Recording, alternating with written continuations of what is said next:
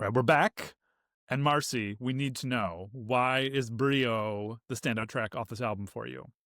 I also love Rosalia. Me So too. that's part of Yes. the okay, I guess I lied when I said that I hadn't looked up other people based on this album because Rosalia is probably one of them. So I Yeah. love Rosalia and I love that song because it's I feel like I want to like dance to it, but I also like kind of want to chill to it. It's also it talks about lights and I'm a nerd and I like that. You are, And yes. it just it really the vibes are so good on that. And I just feel like it's such a good um like chill dancey I don't know how to describe it. It's like a chill dancey vibe that they're really going for that I think works. And it's like kind of soft, You which I used that also word really sultry enjoy. earlier. I think I that like might sultry, apply sultry. here as well. Mm-hmm. That's right. That's right. Mm-hmm. It's And a I love Rosalia. it's a nice thing that pops up in the middle of the album because then Yeah. it goes into it sort of feels like it's at the exact midpoint of it. It's kind of like a little breath. Mhm. Yeah, and I do think, and that's exactly it because I sometimes would pause the album after Brio, and I'd be like, "Wow, what a perfect album!" And then I'd listen to the rest, and it's like Magica is like so intense and like, Yeah. but Brio is like the nice little pause, which is why I think full album wise, that's why like I feel like this album's a banger because you just I love like an album that also has like interlude tracks, and I feel like Brio is maybe one Yes. of those interlude tracks. And I Yeah. love that the beginning is like Vibras, and that beat goes straight into Mi Gente, and so Yeah. it's just like I just feel like it's very seamless. It's like you're making the perfect mixtape, like when you used to make mixtapes and CDs for your friends in high school. I did the whole thing where you're like, okay, I'll start here and then I'll like Oh chill out yeah. for a second, and then you go Oh back yeah, up to like the yeah. perfect beat. And like Dynamics. that's what it feels like. The dynamics are immaculate. Like drawing the graphic representation of the vibes, Yeah. of a perfect mixtape. Yeah. Yeah. And Brio is just a good standalone piece too. Like I just have it like in my playlist that I listen to. Yeah. And it just comes up and I'm like, oh, yes, love this song. Now, I will say that the features feel like Rosalia being a prime example of this, but I would say across the album, the features feel very intentional and feel very organic. It doesn't Yeah. feel. I might feel differently about that if I spoke Spanish more meaningfully, but like to me, just I'm almost experiencing this almost like jazz in some Mhm. ways, right? Or almost like it's an instrumental album in that way. Like I'm at my understanding and comprehension of Spanish where like certain words will pop out, but other than that, it's just another kind of pure texture to music, which I'm kind of enjoying that level of experience of it. But this one in particular, all of them feel like they kind of melt into one another, all the features, and they feel like they really add something to the songs. Are there other features on the album that you feel like are really particularly effective? I do love Noah's Justo. That one's a really good one. And I feel Mhm. like that one has a really good like seamless feature, and it just feels like it all connects. Because sometimes there is like when people have a feature in their song, it's like, well, we have to match this person's like Yeah. artistry and vibe and aesthetic, and it feels like a quick little shift into something that isn't really part of the song. And like they kind of like, because a lot of times when people are making these studio albums, those features are recorded in a totally different place and time zone, and they send it to the producer and they mix it all together. Oh, So yeah. I think that the features and almost this entire album just feel like they were probably all hanging out in the room together doing it, and like it all feels like part of the same song. Yeah, I Yeah. would agree. Yeah, there's like sometimes you can use it to the opposite effect, right? Like I think Freddie Gibbs is somebody who uses features to almost kind of like set you off balance, Sure. which I appreciate that as well. But that's a little bit more like a provocation of the audience, as opposed to this feels like because of the way that more people get folded into the music, it feels more inviting and welcoming in some way. I love that. Do you feel like this album is meant to make people dance? Like, is that the purpose of it? Because I remember like a few things he said about and why it was titled Vibras is because it was, he sort of felt like it was a combination of like reggaeton, dance hall, like a lot of things put together, and like there are a lot of different shades, different colors on the album. But do you think like overall is this a dance album, or is this a chill album, or is this a vibe? Like, is it? And don't say it's just vibes. For many reasons, don't say it's just vibes. You It's listen like to using. it. You were barbecuing to this. We were barbecuing to this, but we were barbecuing like Get Up. I think this album, because it's not a pop dance album, but it's got that dance hall feel. So yes, I do think there's like a lot to dance to, but in like a cool, sultry, sexy way. Yeah. It's also like a good album for people who do drugs, who's not me. To like maybe like smoke a little joint and like hang out with your friends and like Yeah. just kind of like chill. And it just like it flows so well. I don't do drugs. I don't know what that's like. And No just as a judgment zone thing. right here. No judgment zone. But that the transition from Vibras into Mi Gente, that is kind of like Woo! when the gummy hits. You know, Yes. like that's kind of You're like, just kind of like, oh wait, we're in a different song. How did that happen? Like Right, it's you're like- good. you're like, oh god, I know it's coming, but it's still gonna be so good when it comes. Like that's Yes. that's my feeling of the transition from Vibras into Mi Gente. That's exactly right. Yeah. When that first happened and I first listened to that, I was like, oh man, this is I it. know. Like I'm cooked. Like It was well, it's crazy I'm to in think it. like you have a moment of realization where you're like, oh my god, this is that song. You know, like Yeah. you're like, this is the thing I've been hearing at baseball games Yeah. for like close to so 10 true. years now. Like this has been the soundtrack of summer in Yeah. like big public settings for a Yeah. long time. Yeah. Yeah, I agree. I was watching some of the music videos today of some of the bigger songs that he made Yeah. videos for off this album. And Mi Gente does have some dancing, but it is like the dance hall-y kind of dance that they Mhm. do. I do think that all of those music videos could be better, but I love a music video with a story to it because I'm a theater maker. Yeah. And all of the music videos for Vibras are all pretty like people hanging out, Yeah. dancing a little bit Atmospheric, and if you will. chilling, yeah. And there's like not much going on. There's not a story being told, so Yeah. that is kind of a bummer. But But they're perfect to have up on the TV in a bar.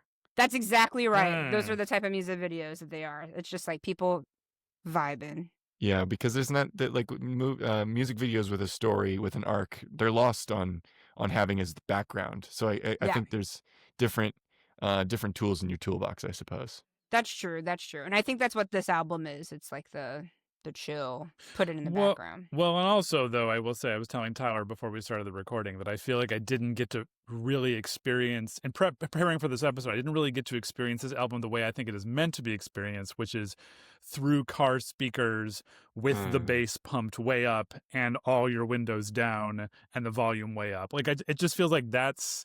Like I can hear the cars driving by my apartment listening to this album. In fact, I probably had heard most of this album before this week without even realizing. And I'll give you're missing that, and you're also missing the element of making out with a pretty attractive man while it's Yeah. playing. Because Cuban that's the boy. little cherry on top that really sells it. Ooh.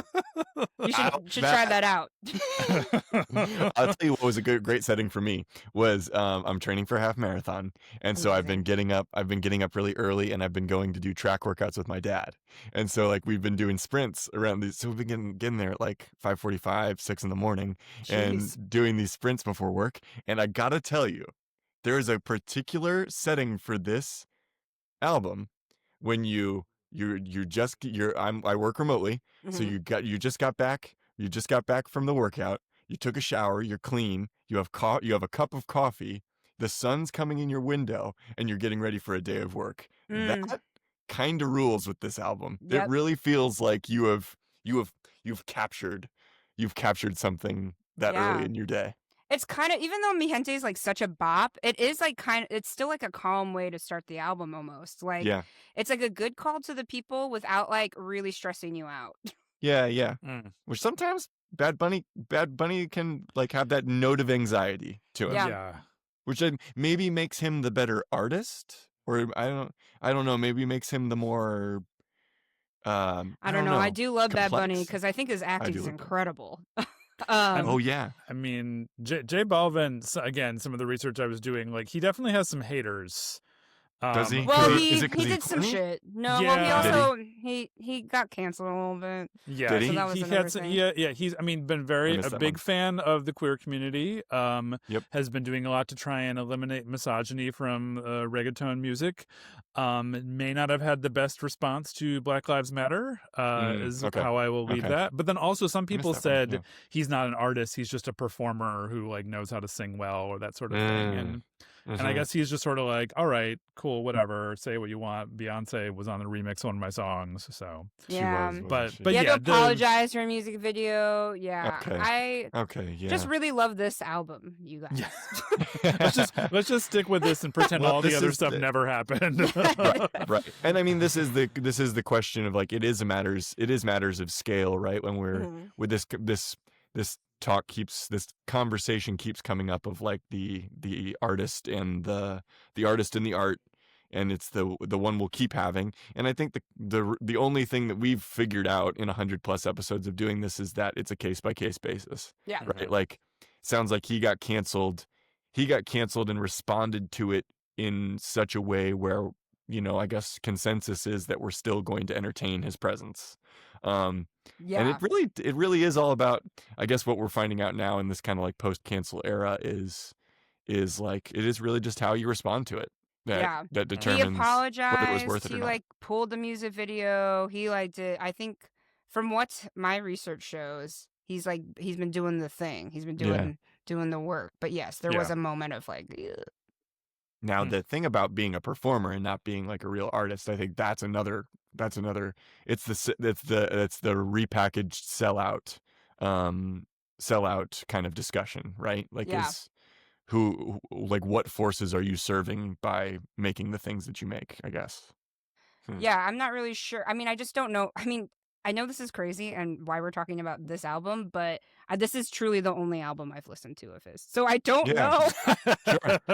I love this album a lot, and I've showed it to so many people, but I have Yeah. I actually had an opportunity. There was a stage manager on a show that I was working on this year, and she was like, I'm going to go to this concert tomorrow night on our day off. Do you want to go? And I was like, sure. And she was like, it's J Balvin. Do you know who that is? I was like, I do know who that is, but then I didn't end up going because it was like our one day off. But I Sure. really regret it now Yeah. that I'm doing this podcast. No, this is so interesting you say that, because there's like I feel like we've encountered this a little bit, Michael, where people are like, this, I only really have a relationship with this one album. I don't have like an overarching love for this artist.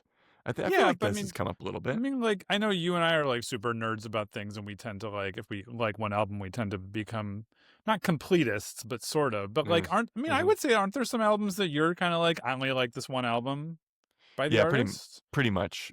I think there have to be a few examples. I can't really think of any right now, but Yeah. it's like, I mean, I don't love every Wilco album. Yeah.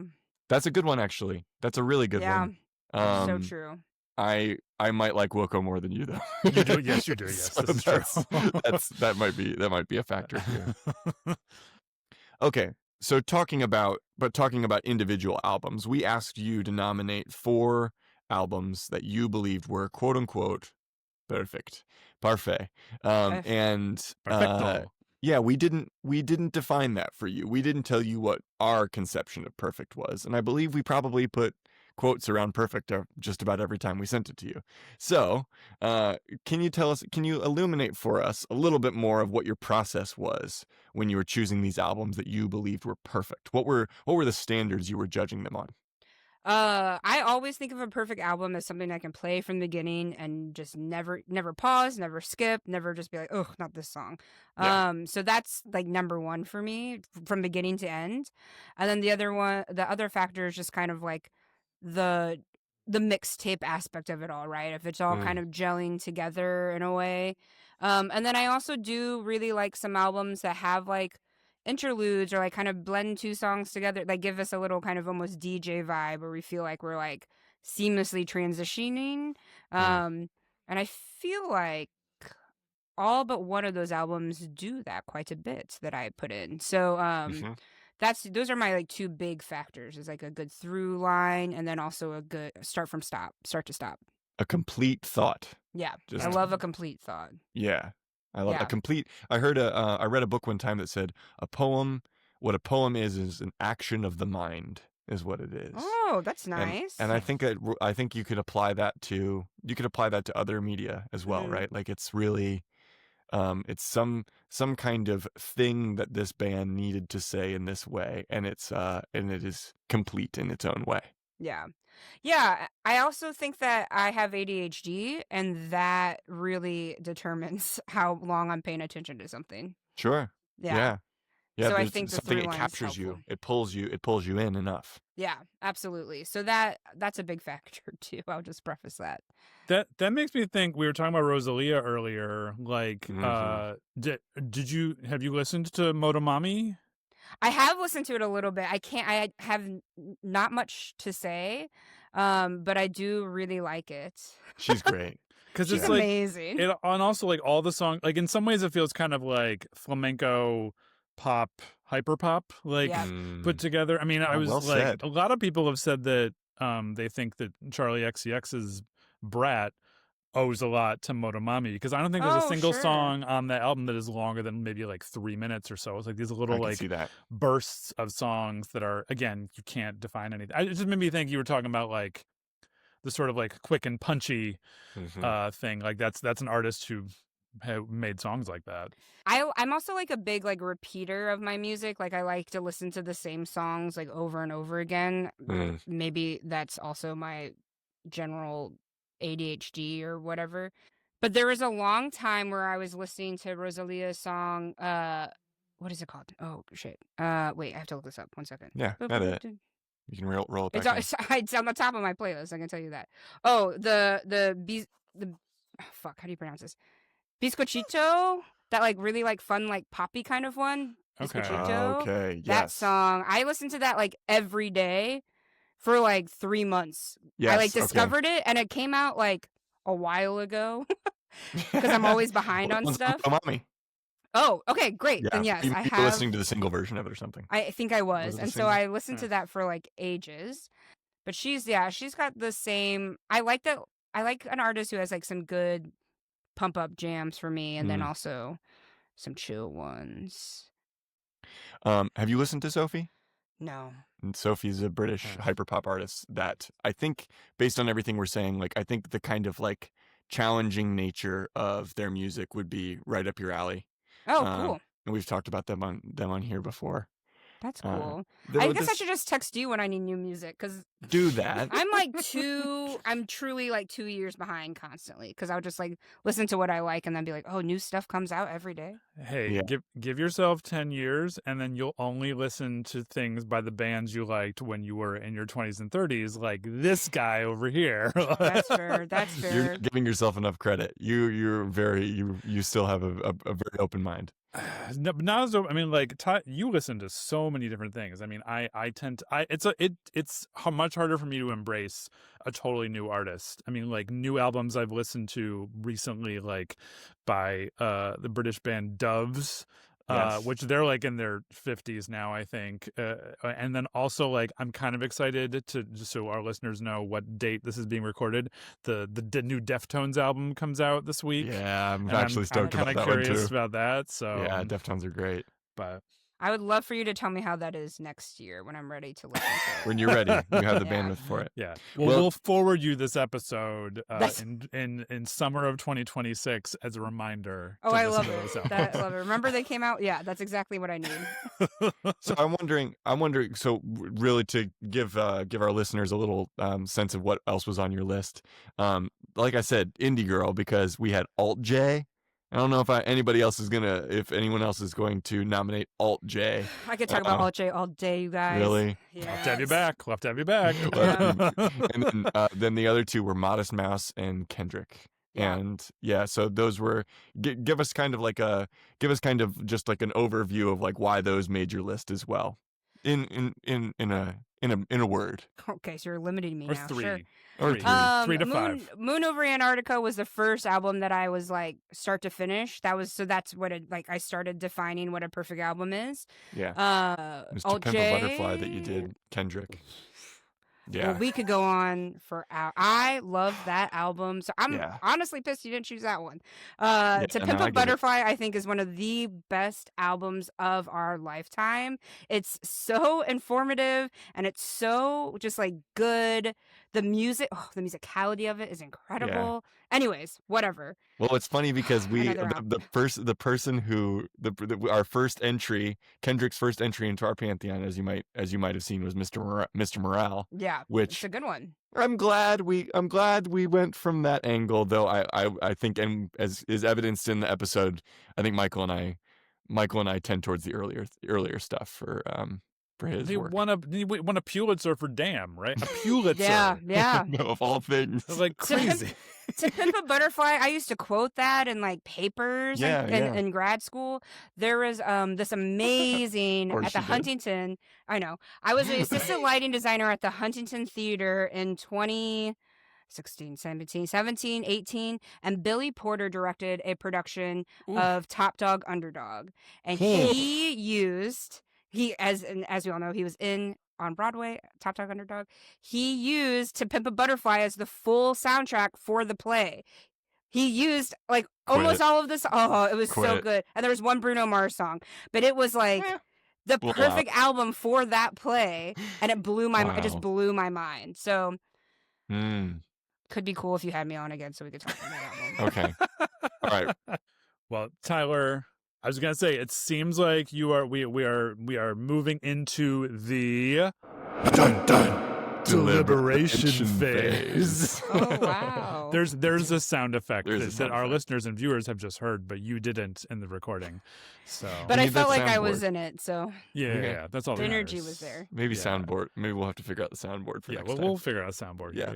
Anyway, now we're in the deliberation phase, Marcy. You've built your case. Michael, do you wanna take the first swing at it? Yeah, I will. I mean, so listening to an album like this, since I know French and not Spanish, I mean, I am generally someone who goes music before lyrics first anyway. But I often feel like when it's an album in a foreign language, I'm a bit of a loss, and I'm sort of like, oh, and now for once I get to feel like the way the rest of the world feels when we're not being so America centric. But I will say that the way you described the sort of overall progression and the fact that like when you were talking about Brio and where it fits in the album and how there is this sort of like mixtape like arc that's being created, I mean, that's what really speaks to me. I mean, because there were a bunch of songs on this that I really did enjoy, but for you to articulate it as like, oh, he's made you this perfect mixtape that you can just pop in for just about any occasion because the vibes change from song to song. And for me, I think that was the most solid part of your argument. What about you, Tyler? Yeah, totally. And it was really, you had a structural element to your argument and you had an emotional element to your argument, which is kind of what we're always looking for. That's what keeps us doing this thing that we don't get paid money to do. And it's the thing that is fun to do on a Wednesday night with your friends online, is to hear about kind of the moments when you kind of put a little bookmark on this album in your heart, and you were like, "Wow, okay, I'm sitting here at a barbecue in Boston in the summer, with this guy, with this hot Cuban guy, and then you will listen to it with your friend, and there was equal joy that was found in this album." In those moments for you, and those were beautifully rendered, and you could feel kind of the excitement, kind of you being transported back to those moments. And then also, to be honest with you, I also like an opposite, which the opposite for you is the fact that you don't know any of J Balvin's other albums, right? Absolutely not. Which in this case, and it won't be this way in every case, but in this case, that burnishes your case for this album, in my opinion. So all in all, I think it's looking pretty strong. So I think maybe Michael, I should make the final. I should probably make the final assessment though. Are Shouldn't you I? asking me to put it to you? Could you put it to Are me? you asking me to ask you Ask whether me. you think Yes. that Marcy has made a sterling case for J Balvin's Vibras, whether this album may be perfect, whether it does in fact go to 11? Is that what you're asking me to ask you? See me, amigo. This album goes all the way to 11. Okay, It's a perfect good, album. good. I was gonna say before you answer, this will determine your answer will determine if I tell my mom to listen to this or not. So Come on in.